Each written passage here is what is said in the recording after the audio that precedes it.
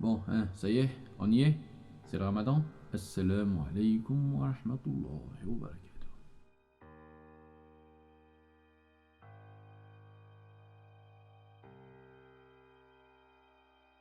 Nous revoilà pour la troisième semaine de cours en confinement. Oui, donc je sais que ça fait exactement 5 semaines en tout, mais il y a quand même eu les congés.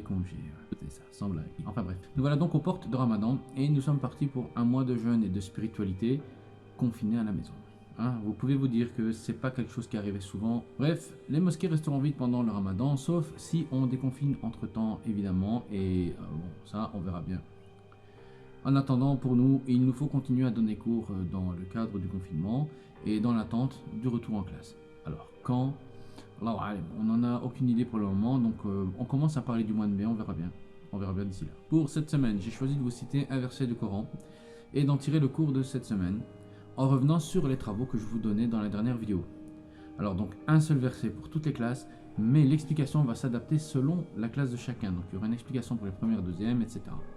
Pour les 3, 4, 5, 6. Tout d'abord le verset. Il s'agit d'un verset de la sourate Ash-Shams, donc certains connaîtront certainement. Donc la sourate Wash-Shams wa Duhaha, etc. La sourate le soleil, la sourate 91, qui commence au verset 8 et qui dit ceci, tout d'abord en arabe. A'udhu billahi minash shaytanir rajim, bismillahir rahmanir rahim.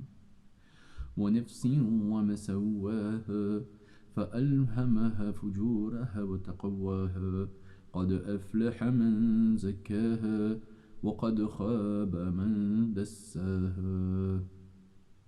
Ce qui veut dire par l'âme et par celui qui l'a créé. Il lui a donné son immoralité et il lui a donné sa piété. A réussi certes celui qui la purifie et a échoué celui qui la corrompt. Alors, l'explication, par l'âme et par celui qui l'a créé, celui qui a créé notre âme, c'est Allah. Il lui a donné son immoralité, c'est-à-dire son mauvais penchant. Son immoralité, le penchant vers les choses qui sont considérées comme immorales, donc les choses mauvaises. Et il lui a donné aussi sa piété, c'est-à-dire le bon côté, le bon penchant, les qualités. A réussi celui qui la purifie, c'est-à-dire parmi les êtres humains, ceux qui possèdent cette âme, celui qui réussit son épreuve, c'est celui qui va purifier son âme, et celui qui échoue, c'est celui qui va la corrompre, qui va la laisser s'enfoncer dans ses mauvais côtés. Donc on comprend ici qu'il y a une épreuve dans notre âme. On réussit cette épreuve si on purifie notre âme, et on rate l'épreuve si on la corrompt, si on la laisse s'enfoncer dans les mauvais aspects. Alors voilà ce que nous avons tiré comme enseignement de ce verset pour les classes de première, deuxième année, ainsi que pour les classes de l'ESPA de Sey, et également toutes les années TQ de l'Athénée d'Andenne. Pour les autres, l'explication vous concerne aussi évidemment, mais je reviendrai plus en détail vers vous dans quelques instants, restez avec nous. Pour commencer, dans la vidéo de la semaine dernière, je vous demandais un petit travail de recherche sur le thème des qualités et des défauts, et ça tombe bien car c'est précisément de ça dont il est question dans ce verset. Les qualités et les défauts de notre âme, donc cités selon l'immoralité qu'Allah leur a donnée et la piété qu'il leur a donnée. On va revenir sur vos travaux et mettre ça en lien avec ce verset. Concernant les travaux, j'en ai reçu quelques-uns, pas de tout le monde, et c'est pas grave, mais je tiens à remercier ceux qui se sont investis dans le cours. J'en profite pour rappeler évidemment que rien n'est obligatoire pendant le confinement, que le travail qu'on vous donne se fait de façon volontaire uniquement. La période déjà, elle peut déjà être assez difficile à vivre comme ça, et certains élèves pourraient avoir plus de stress à gérer trop de travail par exemple, donc c'est pas souhaitable. Du coup, faites ce que vous pouvez faire sans vous stresser de façon supplémentaire, pardon. De toute façon, on reviendra sur tout ça une fois qu'on sera rentré en classe, Inch'Allah. Concernant les qualités, la plupart des travaux que j'ai reçus ont su identifier la définition que j'attendais, la définition correcte, celle que j'attendais dans le cadre de notre âme et de notre caractère. Une qualité, c'est donc, là je corrige un peu la définition, une qualité c'est un trait du caractère d'une personne qu'on va juger bon, positif. Et au contraire, un défaut, ce sera alors un trait de caractère négatif, qui sera considéré comme néfaste, mauvais. Et bien sûr, ici on parle du bien et du mal qu'il y a dans notre caractère, dans notre personnalité, ou comme on l'appelle dans la religion, dans notre âme. Nous sommes nés avec cette âme, avec cet esprit. Et en grandissant, nous découvrons certaines qualités et aussi malheureusement des défauts. Les qualités sont souvent considérées comme les signes d'une certaine perfection morale que l'on peut développer, car elles nous sont bénéfiques, constructives, alors que les défauts sont plutôt considérés comme des imperfections, des choses qui vont parfois nous causer des problèmes, et donc des choses qu'on devra parfois corriger. Dans les devoirs, certains ont parlé des défauts d'un point de vue physique aussi, et bon, malheureusement, c'était pas ça ce que j'attendais, mais c'est pas très grave, hein, parce que nous parlons ici bien sûr des qualités et des défauts du point de vue moral, de ce qui a trait à notre caractère, à notre intégrité, à notre âme. Dans les exemples que vous me citiez, donc dans les qualités par exemple, vous me citiez le courage, le côté créatif, la gentillesse, la justice, etc., etc. Concernant des exemples de défauts, vous m'avez cité la timidité, la colère, l'impulsivité, la grossièreté et bien d'autres. On va noter dans un coin de notre tête pour plus tard que parfois la limite entre qualité et défaut, ce n'est pas toujours très clair, pas toujours facile à voir. On y reviendra, Inch'Allah, mais plus tard. Parce que parfois, c'est pas toujours, comme je le disais, c'est pas toujours très clair, selon les époques, selon les cultures aussi, selon les pays, quoi. On ne voit pas toujours les choses de la même manière, et parfois, dans une culture, quelque chose est considéré comme une qualité, et dans une autre culture, ça peut être considéré comme une grossièreté. On y reviendra, c'est pas toujours très très clair à la frontière entre les deux. Mais pour le moment, on va se concentrer par contre sur les choses qui sont très claires, faciles et évidentes à comprendre. On va parler des qualités dans le sens qu'on comprend tous, et des défauts dans le sens qu'on comprend tous. Parce que comme je disais tout à l'heure, en grandissant dans la vie, nous découvrons certaines qualités dans notre caractère, mais aussi certains défauts. Notre âme n'est pas celle d'une autre personne. Et donc les qualités et les défauts, ça diffère d'une personne à l'autre. Chacun aura son propre cas à traiter, parce que oui, il faut le savoir, mais oui, Allah nous a créés comme ça, dans un certain but. Il y a une certaine raison. Parce que nous devons nous éduquer nous-mêmes, en fonction de notre caractère, en fonction de ce qu'il y a de bon dedans en termes de qualité et en fonction de ce qu'il y a comme défaut.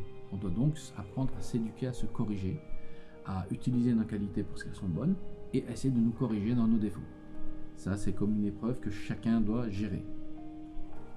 Chaque personne a donc sa propre âme à éduquer et à chacun donc son épreuve bien à lui, selon ses propres qualités et selon ses propres défauts, comme je le disais. Nous sommes tous différents par rapport à cela et donc chacun sa propre épreuve à mener. Rappelons-nous le fameux verset qu'on disait au tout début. Certes, c'est lui, Allah, qui a créé notre âme et qui lui a donné son immoralité, c'est-à-dire ses défauts, son penchant vers les choses négatives, et il lui a donné également sa piété, c'est-à-dire ses qualités, son penchant vers les choses positives. Celui qui purifie son âme, ça c'est la suite du verset, celui qui purifie son âme aura réussi son épreuve, alors que celui qui la corrompt, celui donc qui la laisse s'enfoncer dans ses mauvais penchants, aura raté son épreuve. Toute la question, c'est donc d'apprendre à se connaître soi-même, d'apprendre quelles sont nos qualités, parce qu'elles sont la base sur laquelle on va pouvoir développer notre vie. Nous devons apprendre quels sont également nos défauts, pour mieux les éviter, pour mieux les contrôler, les dompter, et donc arriver à purifier notre âme de ces mauvais penchants. Alors comment faire, me direz-vous? Comment l'islam peut-il aider en ce sens?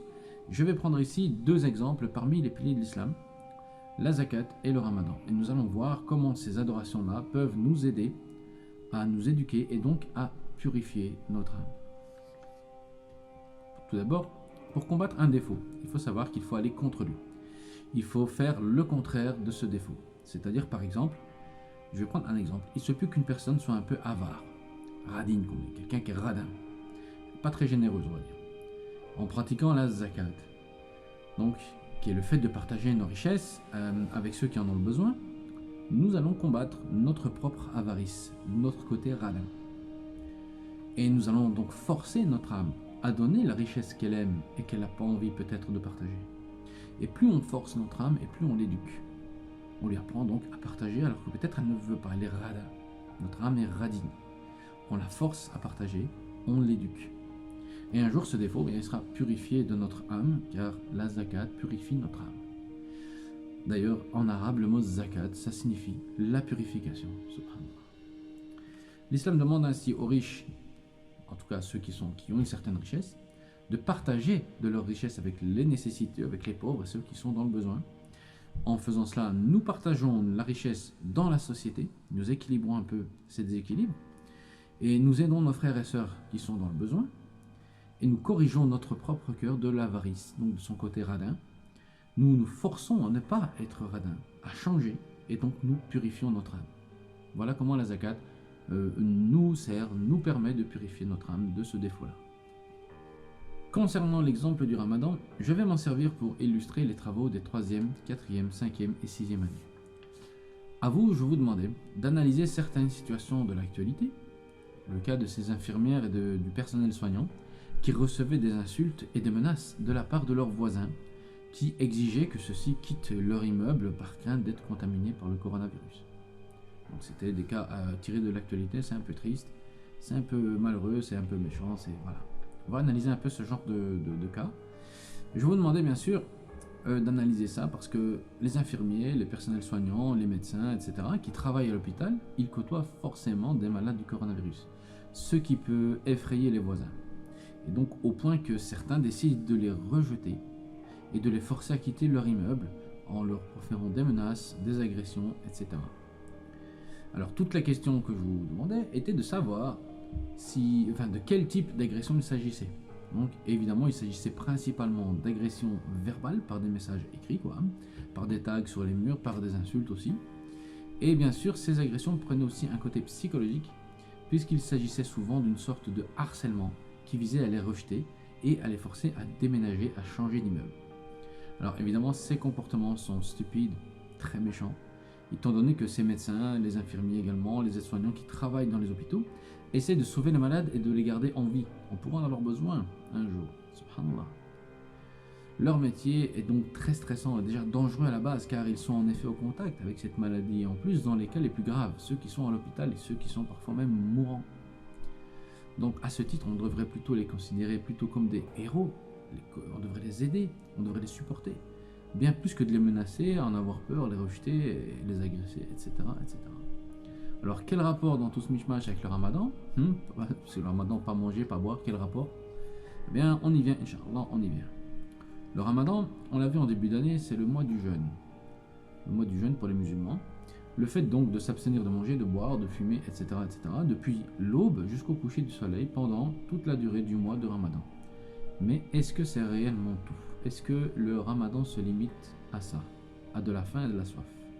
Vous savez déjà, on l'a vu, vous savez déjà que non, ça ne se limite pas à ça. Le ramadan, c'est aussi se concentrer sur la bienfaisance encore plus que d'habitude.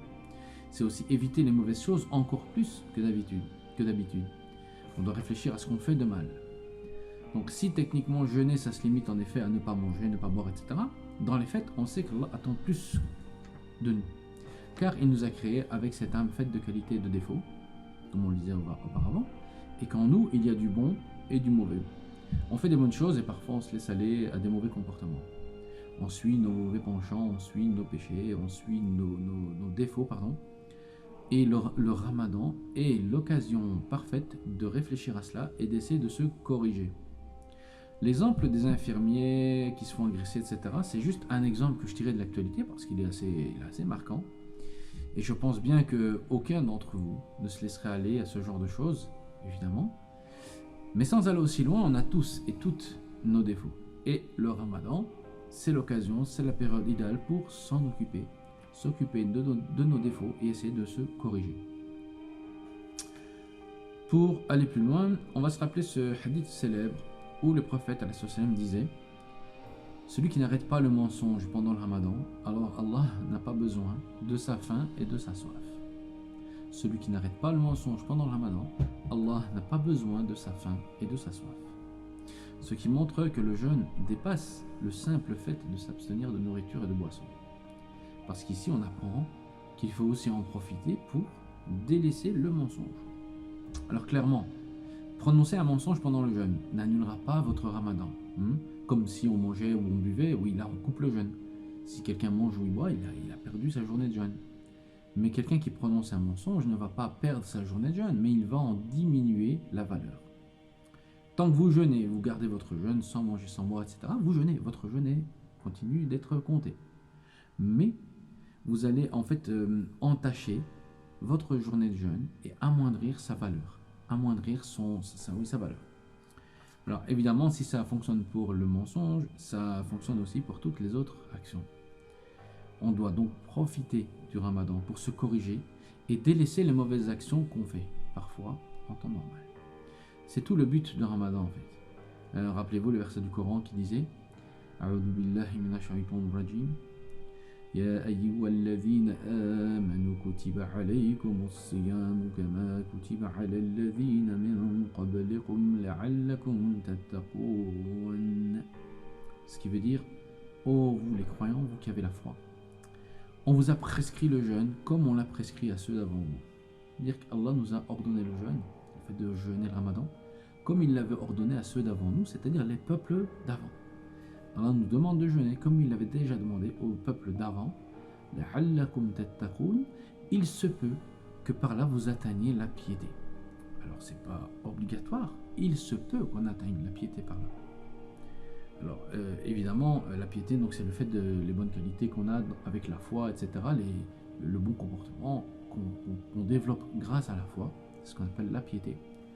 Le ramadan va peut-être nous permettre de nous corriger et d'arriver à cette bonne pratique, à la bonne pratique, aux bonnes qualités, ce qu'on appelle la piété. Ce n'est pas certain, mais c'est possible. C'est peut-être, il se peut qu'on y arrive.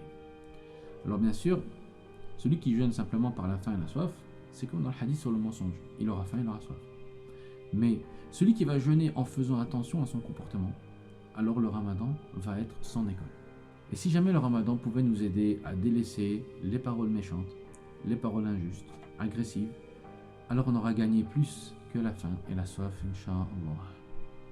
Ainsi, au travers de ces deux adorations, la zakat et le ramadan, donc que vous connaissiez déjà, vous voyez maintenant comment contribuer à corriger votre caractère, en corrigeant nos défauts et purifiant notre âme. Et comme le verset le disait, celui qui purifie son âme aura réussi, alors que celui qui la corrompt, qui la laisse faire, il aura échoué son épreuve. Donc on espère, Inch'Allah, réussir cette épreuve et apprendre à se corriger, apprendre à se connaître d'abord et apprendre ensuite à corriger les défauts qu'on peut constater en nous-mêmes. Notre âme, notre esprit, notre caractère, c'est notre trésor, à nous de le préserver, à nous de la purifier et d'en tirer le meilleur afin d'essayer d'être une belle âme. À la semaine prochaine, Inch'Allah. Je vous souhaite un bon ramadan. Assalamu alaikum wa rahmatullahi wa barakatuh.